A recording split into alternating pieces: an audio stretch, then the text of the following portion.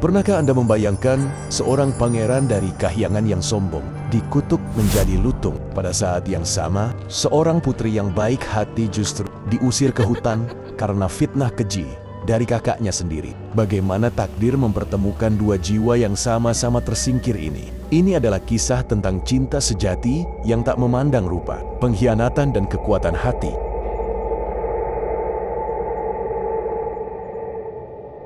Semua bermula dari keangkuhan seorang pangeran di kahyangan. Pangeran Guruminda yang sombong menolak menikahi bidadari dan hanya menginginkan wanita secantik ibunya. Murka karena keangkuhannya, sang ibu mengutuknya menjadi seekor lutung bernama Lutung Kasarung dan mengusirnya ke bumi. Kutukan itu hanya akan sirna jika ia menemukan cinta sejati yang tulus. Sementara itu di bumi hasrat kekuasaan mulai menumbuhkan kebencian dalam keluarga kerajaan. Prabu Tapa Agung dari kerajaan Pasir Batang memutuskan untuk turun tahta. Ia memilih putri bungsunya yang baik hati, Purbasari sebagai penggantinya. Keputusan ini membakar api cemburu di hati putri sulungnya, Purbararang yang cantik namun pendengki.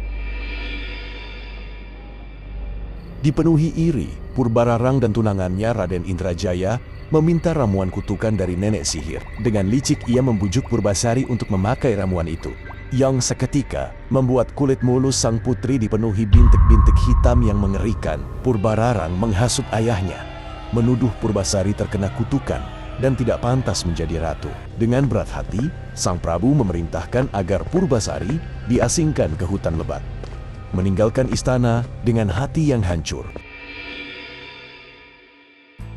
Di tengah kesedihan dan pengasingan, harapan justru tumbuh dari tempat yang tak terduga. Di hutan Purbasari bersahabat dengan para binatang, termasuk Lutung Kasarung. Sang pangeran yang berwujud lutung itu terpesona oleh ketulusan Purbasari dan menjadi pelindungnya.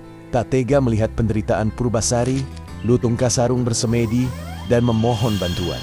Sebuah telaga ajaib pun muncul dari dalam tanah. Atas bujukan sang lutung, Purbasari mandi di telaga itu, dan secara ajaib kulitnya kembali bersih dan bahkan lebih bercahaya dari sebelumnya. Kabar tentang kembalinya kecantikan Purbasari sampai ke telinga Purbararang. Ia segera menyusul ke hutan dan menantang Purbasari dalam serangkaian sayembara untuk mempermalukannya di depan rakyat. Tantangan pertama adalah adu panjang rambut. Purbasari menang telak dengan rambutnya yang terurai hingga menyentuh mata kaki. Tak terima, Purbararang memberikan tantangan kedua yang ia yakini akan memenangkannya, adu tampan tunangan. Ia dengan bangga memamerkan Raden Indrajaya. Semua yang menyaksikan menertawakan Purbasari, yang mereka tahu hidup sendirian.